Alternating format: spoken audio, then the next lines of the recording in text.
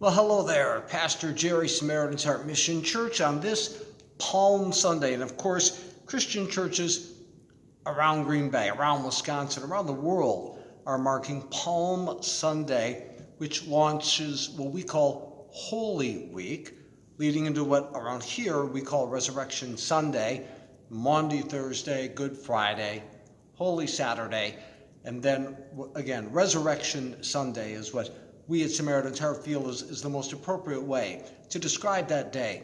So here we are, Palm Sunday. And again, at churches all around, everywhere in the world, many of them will have the title of this message, Triumphal Entry. And depending on your Bible, it'll actually have that as you look, and it's in all four Gospels, and that tells you it's really important.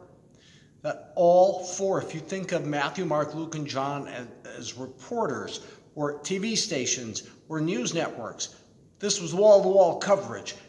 Every one of them felt this needed to be mentioned. And in churches all over the world, you are hearing about how Jesus arrives at Jerusalem and how he foretold, how the prophets foretold there was going to be a donkey there or a colt, and Jesus was going to ride that in humbly yet triumphal. Not triumphant. Triumphant would mean victory had been achieved already. Victory is on its way.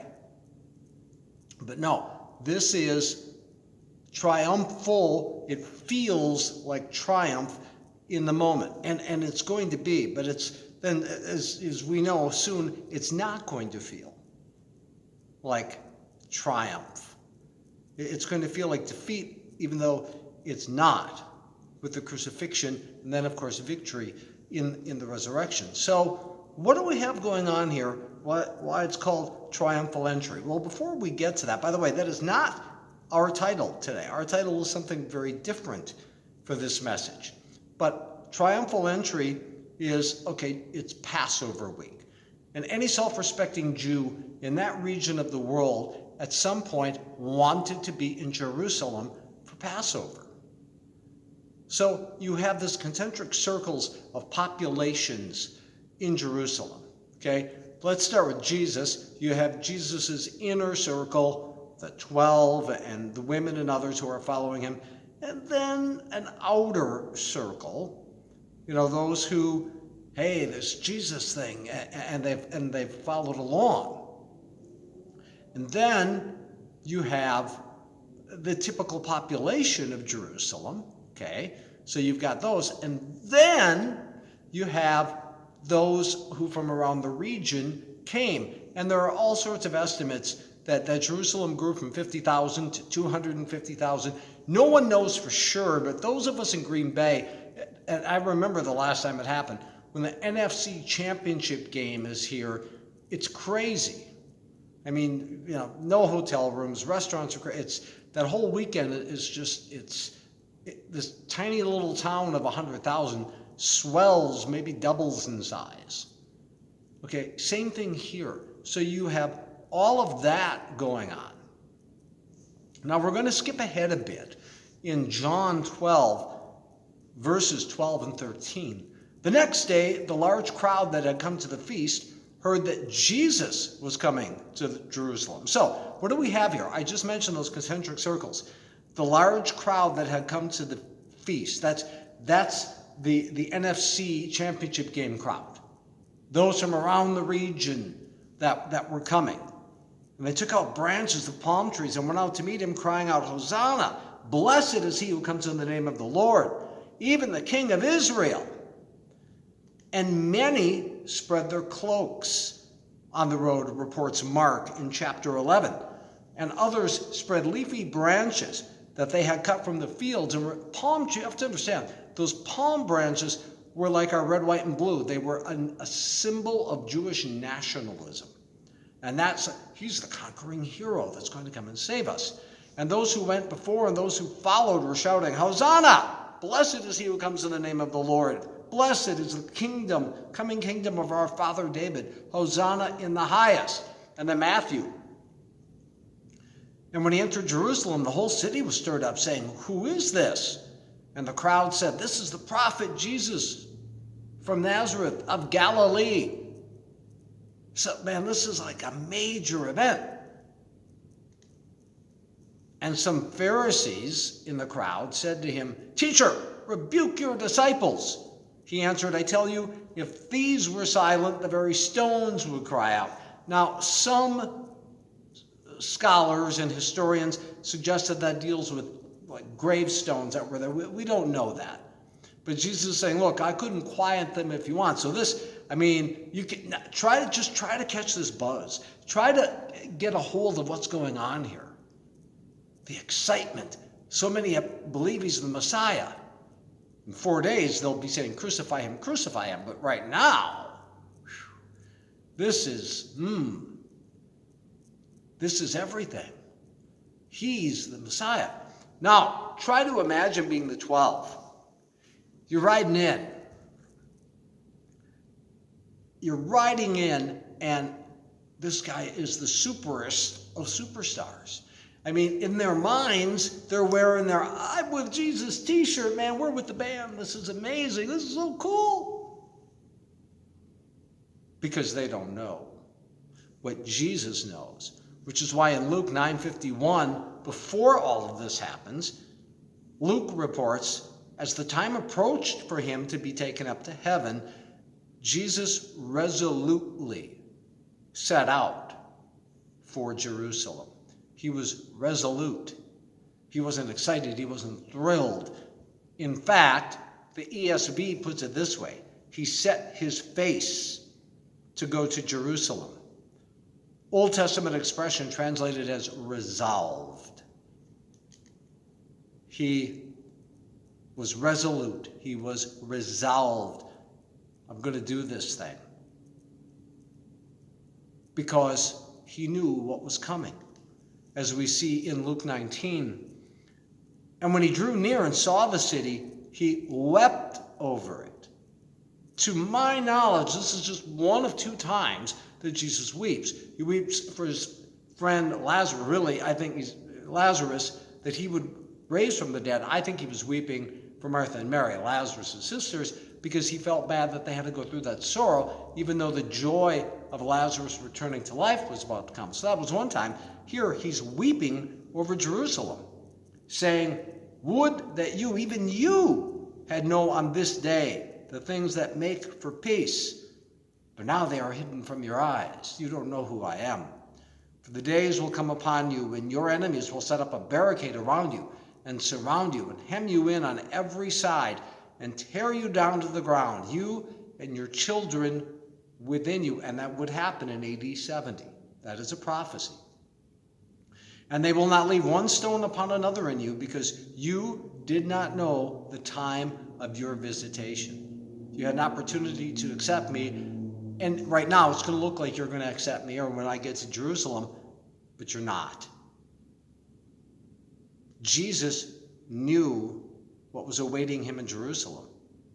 So he set his face, he was resolute, even though the human Jesus, fully man, fully God, knew the pain he was going to suffer. He also knew what he was leaving behind. And we don't think about that too much, I think. Jesus had 3 amazing years. Now, I often preach how those guys frustrated him, the 12, and obviously it's 11 when you consider Judas who betrays him. But he loved these guys. Imagine having 12 best friends. Because Judas did present that way for most of the 3 years, even if you want to just say 11.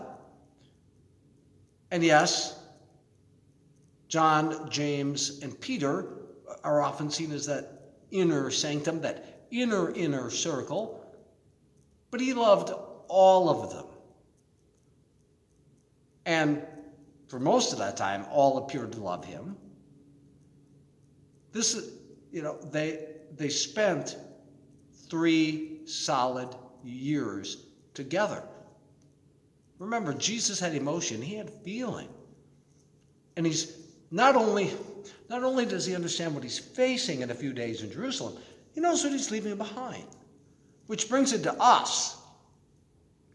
There comes a moment when we too must face a difficult challenge and leave something behind. Something in us must die before we can resolutely face what's ahead. And there's some examples. Abraham left family behind, which in the time of Abraham, you just didn't do. And we don't culturally understand what a big deal that was. But he trusted God. And he had no clue where he was going. But he too set his face. He too resolutely set out. Moses. Now, Moses was reluctant. But finally, and it took a lot of persuasion from God, finally Moses knew he had to go back to Egypt and let God use him to free his people. And his could be God's and Moses'. Eventually he went. David had a giant that he had to kill, Goliath, and a murderous king, Saul. Okay? He faced that, and he went on the run. He had to leave that behind, ultimately, so he could move forward to what God called him to. Which brings us to the title today. What is your Jerusalem? What are you being asked to leave behind, and what are you being asked to set your face to? That's what we can take away from Jesus on Palm Sunday. He left much behind, and he knew what was facing him. So let's start with, what must you leave behind? Now, all of these happen to apply to me personally. In 2016, I was in the media. I hadn't accepted Christ. That would change on September 4th, 2016, coming up on 10 years. And in the next 3 years, it would take 3 years for me to understand what I would have to leave behind and then set my face to the Jerusalem to which God had called me. You may be asked to give up your career. At one point in 2017, I had 2 jobs.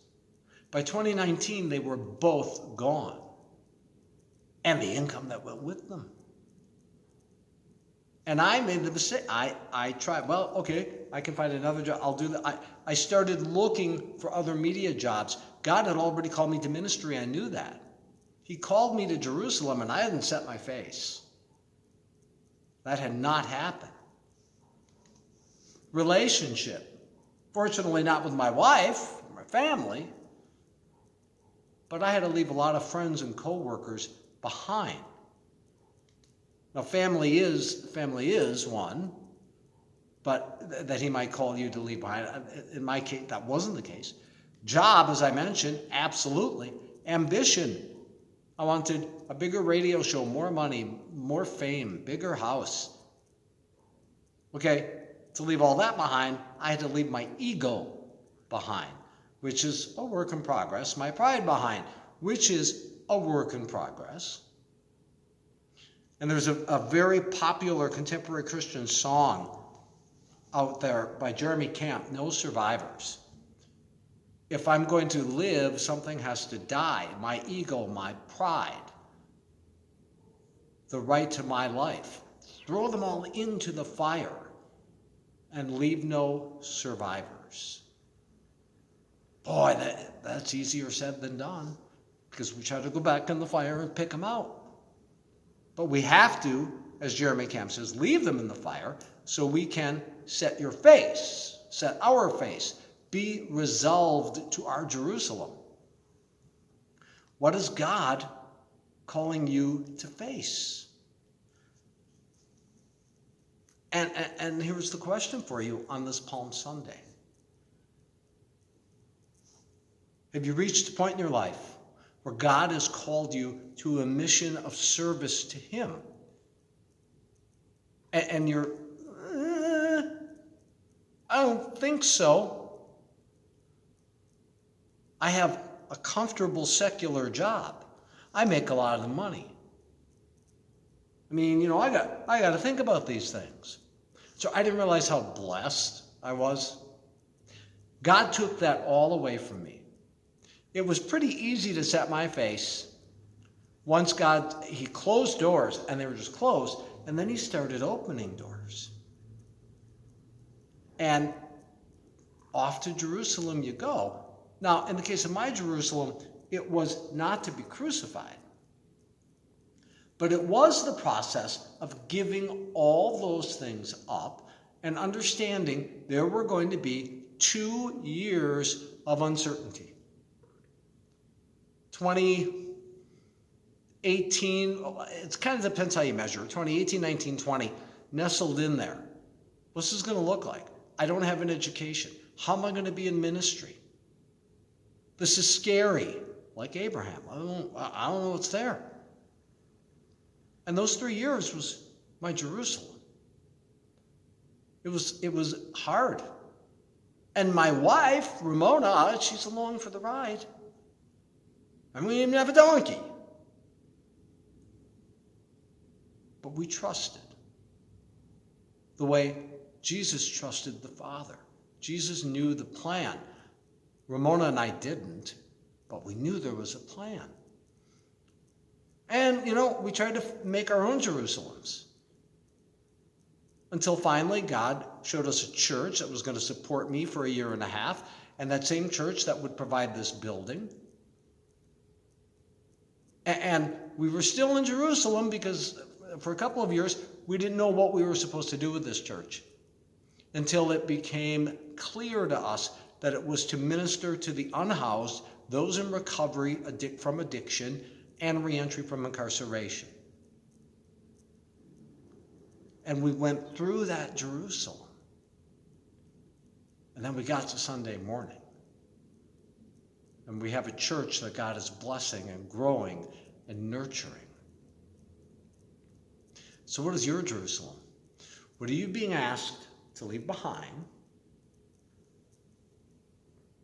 What does your Jerusalem look like? And it could be a while, like ours was. If it's called a ministry, it could be years of uncertainty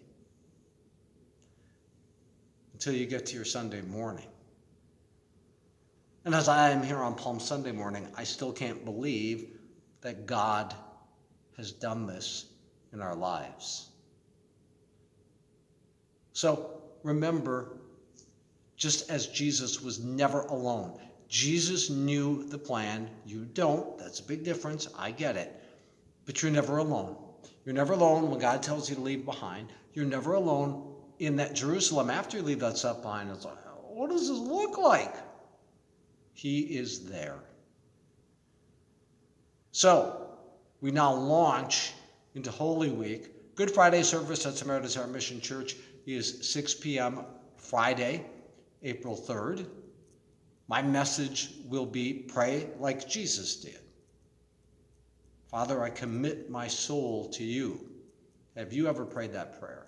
And Resurrection Sunday, resurrection people, what does it mean? What does it look like to be a resurrection person? We'll take that up on Resurrection Sunday. God bless.